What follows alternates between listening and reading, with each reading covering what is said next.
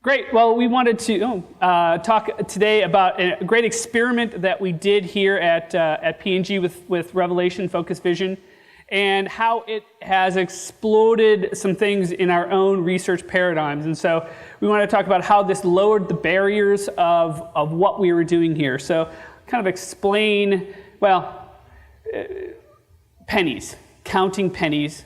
If you've worked with P&G, or even if you haven't worked with P&G, I'm sure you understand that the big projects get the big money. And I know there was a question in just the last one about, gee, P&G has a lot of deep pockets. Well, a lot of times, those things, just like Sion said, you have to be begging for those projects. And so while the majority big projects certainly did get the resources, what that meant is that the littler projects, the more upstream projects, they were lacking in the ability to talk and get in touch with our consumers. So that really hemmed us in a number of ways. And so we thought that what we needed was a fresh blast of truth, as we say it. The fact is that we have been working with Focus Vision, and probably the best way to put this in for a very long time. As Dana mentioned, we do sort of a mini IIeX in Cincinnati every year. And back in 2008, we had one of our vendor fairs where in the room we had Field Agent, we had Focus Vision for video streaming, we had Qual for video analytics, and we had Revelation for Web 2.0 online Qual. And at that point in time, you could start to see the formation of where digital online Qual has really started to head. So what we needed was some vision for getting beyond counting the pennies and thinking, gee, how can we do something broader as opposed to the project gets just its little share of what's going on. And so we turned to Focus Vision to think about a brand new way of doing research. And so we wanted to say, what's great about Focus Vision and the Revelation platform? Well, I'll let Zoe explain a little bit more about what we like about it. Okay, great. So one thing that I think, or two things that I think that what works so well for Revelation and P&G is, the first thing is the participants, what you can do with it. It's very much an activity-based platform, so it's not that question and answer that you get with Qual. It's really diving into people's lives and what exactly do you want to do at P&G on the product side? You want to understand how people are using it in their homes and so on like that. So the participant side is very important. But the second piece, which I think really speaks to where the relationship and why it works so well, is what you can do it from the researcher angle. So the first part of it is data management and just exploring your data, analyzing it, and all the things that you want to get out of it. And the other part is the fact that the platform is quite intuitive, and we're able to do DIY research. So we're able to equip our researchers with, here's the platform, this is what you need to know about it, and go for it. Absolutely. So and maybe just to explain to some of those in the audience that don't understand that P&G actually kind of has two different arms about who does consumer research. Sion and myself live on the R&D side, so we're very much interested in the consumer product interaction. Our CMK folks are much more interested in the shopper and advertising and communication aspect of it. But I'd say the products researchers are much more hands-on, get their hands dirty, and what the platform that Revelation provides us is to get that very hands-on primary researcher type of focus. So we said, yes, we want it all. Give us Revelation, give us Decipher, give us video insights, give us concept canvas, all these things. Well, the fact is we couldn't probably afford all that stuff, even though we have deep pockets. So, we turned to our leadership and said, look, what can we get? Let's double our investment. So we doubled our investment, and then we turned to our partners at Focus Vision and said, what can we get? Sure. So we were more than willing to go back and think, what can we offer? How would this work? And what we came up with is an open access license. Now, what that means is a subscription, an annual subscription, but basically it was all you could eat. There was no participant days, there was no number of projects. It was just, here you go, for that fee, have at it. Absolutely. So, there we go. Our normal penny counting kind of thing brought us into lots and lots of barriers in how we would use an innovative platform like Revelation. So we ran into all these locks and doors and whatnot where we just couldn't get access. But now that we've transformed into this open access license, we were able to break through a paradigm of just time. We didn't have to worry about, did this participation, was it going to last 2 weeks? Was it going to last 3 weeks? Were we going to recontact these people 3 months later and see whether or not they're still using them? What days did they? So we weren't worried about wasted days anymore. We weren't worried about wasted research. Then we broke through this idea of global. It wasn't just our project. It's now we could collaborate with our UK partners, with our Belgian partners, with our Geneva partners, with China and Japan. It truly became a global platform for us.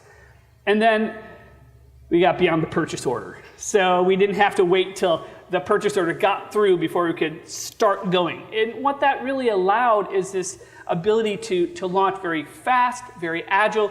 Did we have the consumers? Okay, let's go. And then finally, we were all being able to get onto one platform to learn and to think about how to use this, use Revelation as, well, let's just say Revelation is now the hammer to all of the research nails in fabric and home care in a lot of ways these days. And so we've transformed those barriers into now their benefits, that we're able to cross through them and have a lot of great stuff going on. So what is this doing for us? I mean, it's unlocking lots of doors. It's unlocking lots of doors for our researchers. So these researchers all over the globe, from Newcastle to Cincinnati to Brussels, unlocking that, and then unlocking for experimentation of the work that they're doing. And we're going to get to show you a couple of those experiments and how they've innovated throughout this. On a personal level, how did the people react to it? Yeah, how did the people react? So in a typical project, what we would do is, you're new to Revelations. We work one-on-one with the researchers to say, this is what the platform's about, this is how you use it, here's some tips and tricks, and all the good things that you're ready to go. When we suddenly have 4 times the number of users, well, that becomes a different scenario. And so what we did was we actually turned to some people that had already been trained up in the platform, and they became internal champions for the researchers. Absolutely. So our internal researchers, our champions, like Shelley Dodderman here, she created a for dummies handbook for study design and Revelation, step-by-step, screenshots, and pro tip in case you never think about this, which is, hey, make yourself a respondent so that you actually see what's coming back through on the other side. It fixes a lot of things, really. So here's 4 quick hits on what happened. Not only do we gain 4 times the number of users in adopting this platform this past year, but we've gained 10 times the number of projects that were launched. And the first one is kind of a scale one to begin with.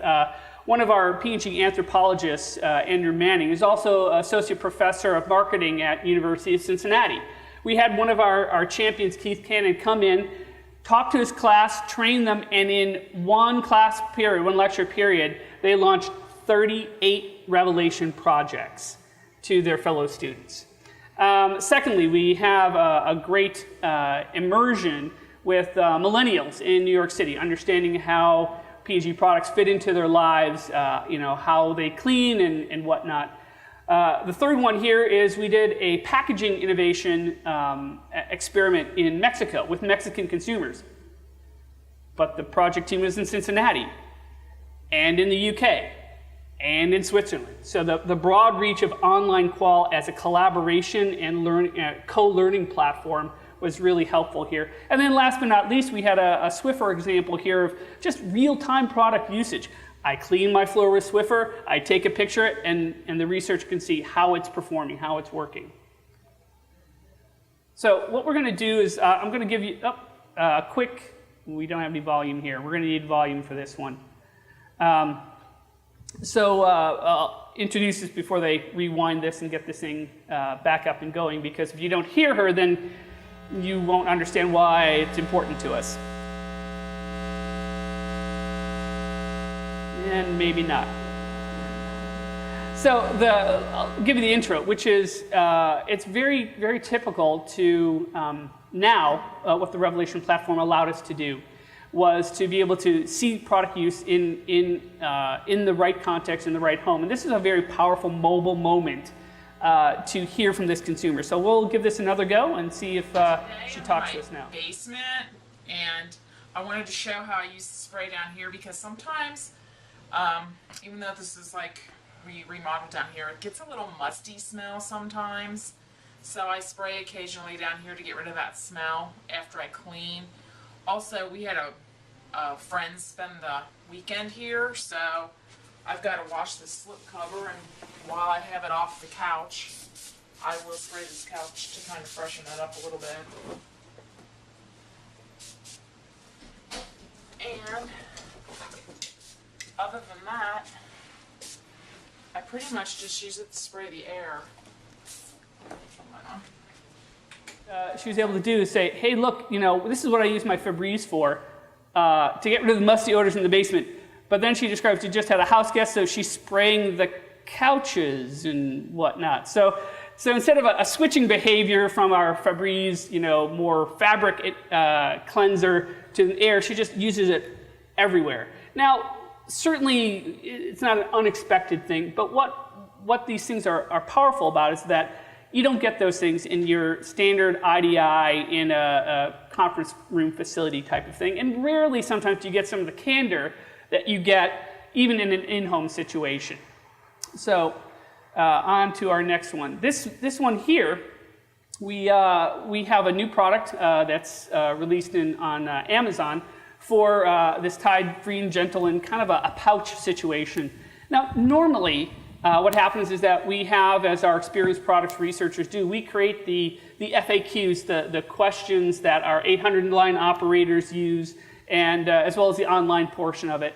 And so instead of relying just on our own experience, we reached out to our consumers to see what they were doing.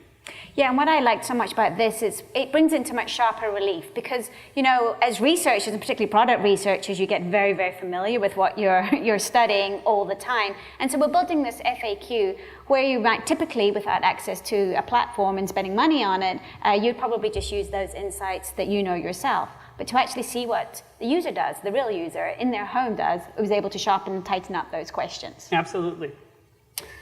So let's look at this next one, and I think I'll speak over it as well. Basically what we have here is yet another walkabout, but it's actually got a twist on this one. Because instead of saying, show me this or that, we're actually saying to them, take us on a walkabout through your house and tell us what you're smelling. So how far is that plug-in reaching? And so this woman's actually taking us on a journey throughout her living room and her dining room and telling us, how far the scent's reaching. And so that was one, I think, really kind of interesting way of doing a walkabout. But the other great thing, and I got quite excited about this, is actually the output. You can see that map up there. And it was just creating that additional layer of information by taking the information that was given to us in that walkabout and actually creating a visual output. And that really created some rich insights. Absolutely. I mean, so this is what this open platform does is allow and free the team to do some sort of innovation and not worrying about, can I afford the next mobile component add-on? Now, if you heard Lenny's panel with Melanie Courtwright and Frank Kelly from Lightspeed, you'd think 2017, we're at the IIeX, we've already transformed everything to digital and mobile. This is a great example of a paper diary that was typically used within fabric and home care. And the fact is now we added Revelation, and we could transform that. We transformed that kind of stodgy methodology, and we went to a very simple qualitative mobile diary experience. Take a picture of your load. Tell me what's in it. What kind of clothes are there? What kind of products should you use for it? And that simplicity allowed us to reach out to our Europanel provider and to say that ease of use, ease of installation, and freedom from the reams of paper that usually these diaries require.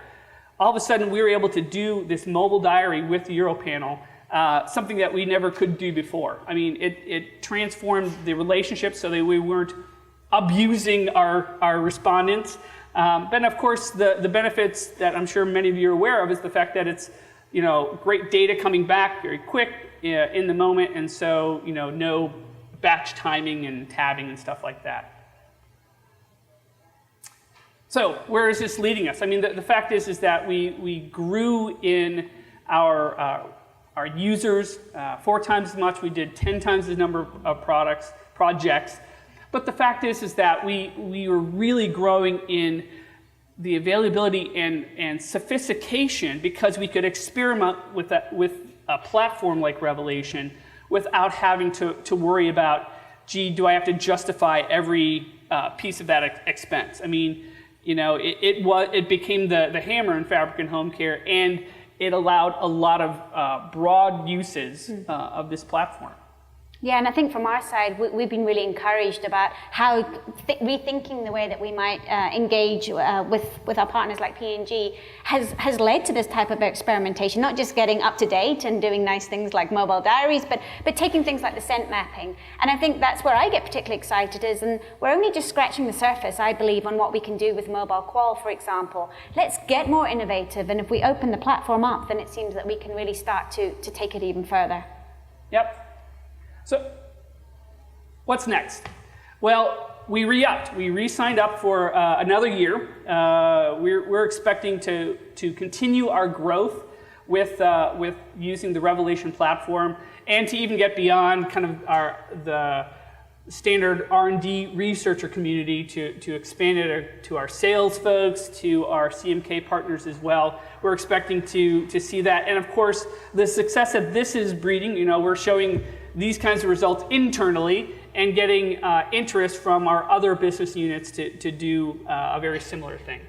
Yeah, and from Focus Vision's perspective, well, we obviously want to continue and expand within P&G, but we're also looking to expand this with other clients, agency or end client, enterprise client side as well, because lowering these barriers and giving open access seems to work. The Revelation platform works incredibly well in a DIY scenario, so we want to expand that. And the other thing, and this is almost going full circle, is back to the Qual View days, or 24 True, as some of you might know, taking our video insights platform and connecting that with Revelation so we can offer researchers an additional way to analyze your data and get more from it. Thank you.